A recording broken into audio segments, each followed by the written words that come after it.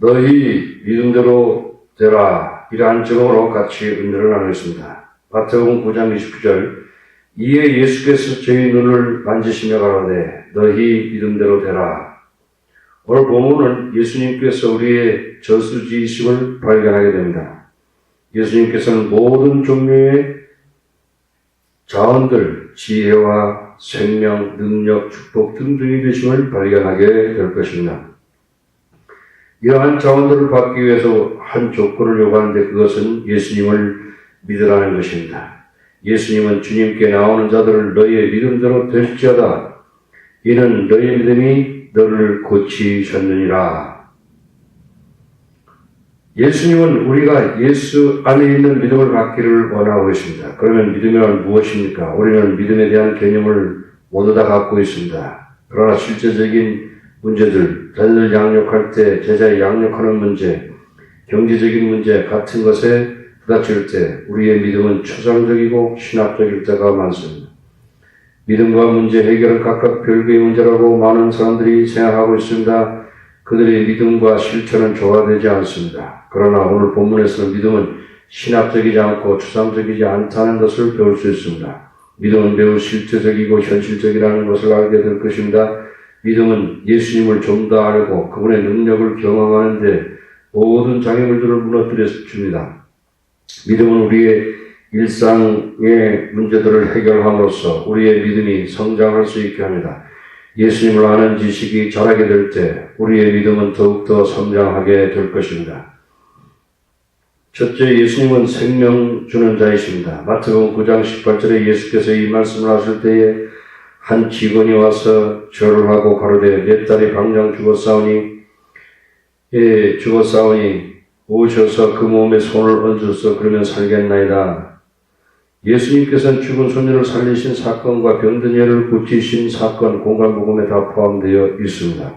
사건의 사실성은 본질적으로 같지만 각 복음서 기자는 예수님이 누구신가에 대해서 각각 다르게 묘사하고 있습니다. 마태의 설명은 정확하게 요점을 지적하고 있습니다. 예수님은 만성적인 질병을 고치시고 죽은 자를 일으키셨다고 말하고 있습니다. 이 이야기에서 마가가 23절, 누가가 17절에 할례하는 동안 마태는 오직 9절을 할례하고 있습니다. 마가와 누가가 언급하지 않는 동안 마태는 예수님께서 이 사건 해결한 바로 후에 눈물고 빅먹은 사람을 고치신 것을 다루고 있습니다. 이러한 방법으로 마태는 예수님을 다윗의 자손이며 약속된 메시아라고 강조하고 있습니다. 메시아는 사람들의 믿음의 기초에서 축복하고 있습니다. 예수님께서 죄 용서를 통한 하나님의 일하심에 대한 말씀을 하실 때 회당장이 나와서 무릎을 꿇고 자신의 딸을 살려주라고 간청하였습니다. 마태복음 9장 18절에 예수께서 이 말씀을 하실 때에 한 직원이 와서 전하고 그러되 내 딸이 당장 죽었사오니 오셔서 그 몸에 손을 얹어서 그러면 살겠나이다. 마가가 누가가 하면 이 소녀는 살아 있었으나 죽어가고 있었고 예수님 회당장에게 부활의 믿음을 심어주기를 원하고 싶다고 말씀하고 있습니다. 그러나 마태는 여러 부분을 생략하고 예수님이 죽은 자를 살리시는 메시아 사역을 강조하고 있습니다. 일반적으로 회당장으로 매우 보수적이고 전통에 매여 있었으며 예수님이 새 가족 부대의 사역을 좋아하지 않았습니다. 그러나 여기 회당장은 달랐습니다. 그는 예수님께 열린 마음을 가지고 있었습니다.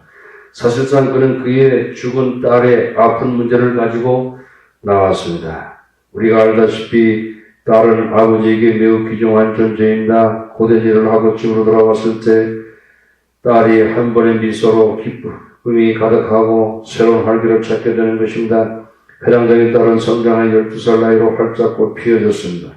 날씨가 매우 추운 날 감기에 걸렸습니다. 병원에 데려갔지만 더욱더 악화됐습니다. 백약이 무효가 되었고 죽게 됐습니다. 부모가 죽을 때 자식들은 매우 아픈 고통이 있습니다. 자식이 죽으면 앞에 산이 안 보일 정도로 부모는 슬퍼하게 됩니다. 회당장이 예수님께서는 모든 죄를 용서하시며 모든 종류의 병을 든 자를 고치신다는 이야기를 들었고 딸을 살릴 수 있는 소망이 마음에 일어났습니다. 예수님께서 나아가기를 원했습니다. 그러나 예수님은 한 번도 죽은 자를 살리신 적이 없었습니다. 그래도 회당장은 예수님께서 죽은 자를 살리실 수 있다고 믿었습니다. 그는 무릎을 꿇고 예수님께 간청했습니다. 내 딸이 방금 죽었습니다. 오셔서 손을 얹고 기도하면 살아날 수 있습니다. 그는 부활의 믿음을 가졌습니다. 예수님은 그의 간청을 들으셨고 일어나셔서 그와 함께 집으로 가셨습니다. 해당 여인 집으로 가는 도중에 생각지 않는 일이 났습니다. 12년간 혈루증으로 앓던 여인이 예수님 뒤로 와서 옷장을 만졌습니다. 우리는 정확하게 이 여자의 병명을 알 수 없습니다. 그러나 분명한 것은 그 여자는 오랜 세월 동안 피를 흘리고 있었고 아무도 멈추게 할 수 없었다는 것입니다. 마가는 그 여자가 있던 재산도 의사에게 다 허비하였으며 낫지 않고 오히려 더 심해졌다고 마가복음 5장 20절에 말씀합니다. 많은 의원에게 많은 괴로움을 받았고 있던 것도 다 허비하였을 때 아무 효용이 없고 도리어 더 중하였던 차에 이런 짜증나는 문제가 한 달, 1년 가는 것이 아니라 12년 동안 계속되었습니다. 10년이라는 오랜 세월입니다. 여자에게는 아름다움이 매우 중요합니다. 이것이 여자들이 돈을 최신 유행의 옷과 보석들로 화장품과 머리에 손질하는 것과 피부 관리와 성형외과에 소비하여 패션 모델을 많은 여성들이 부러워하는 이유인 것입니다. 그러나 이 여자는 아름다움에 대한 꿈이 없었습니다. 그녀의 피 흘리는 질병이 그녀로 하여금 추하게 하였고 사회적으로 추방된 삶이었습니다. 어떤 여인이 유출을 하되 그 유출이 피면 7일 동안 불결하니 그런 물을 만지는 자는 저녁까지 부정할 것이요. 그 불결한 동안에 그의 누웠던 자리는 다 부정하며 그의 앉았던 자리도 부정한즉 그 침상을 만지는 다 옷을 빨고 물로 몸을 씻을 것이요. 저녁까지 부정할 것이며 그 자석을 만지는 자도 옷을 빨고 이렇게 말씀하고 있습니다. 이 여자가 어떤 사람과 접촉하게 되면 그 사람도 부정하게 됩니다. 그래서 이 여자는 부끄러움과 수치로 고통을 겪었으며 깊은 내성적이 되었습니다.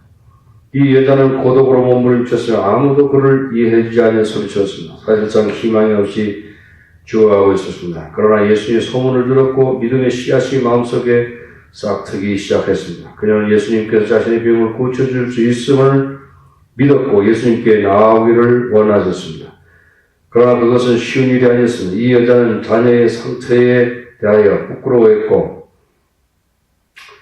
거절당할까봐 두려워했습니다. 그 여자는 자신과 같은 사람을 예수님께서 받아주실지 아닐지를 의심했습니다. 그러나 그녀 안에 있는 믿음의 능력이 이 모든 장애물들을 극복하도록 했습니다. 마태복음 9장 21절에 이는 제 마음에 그 겉옷만 만져도 구원을 받겠다 함이라. 예수께서 돌이켜 그를 보시며 가라하되 딸아 안심하라 내 믿음이 너를 구원하였다 하시니 여자가 그 시로 구원을 받으니라. 예수님께서 이 여자를 딸로서 영접하는 것은 놀라운 일입니다. 이 여자는 초췌하고 초하고 부정했습니다. 어느 누구도 그녀를 만나기를 원하지 않았습니다. 예수님은 그녀에게 딸이라고 하셨고 누구든지 믿음으로 나오는 자를 귀한 자녀로 영접하여 주십니다.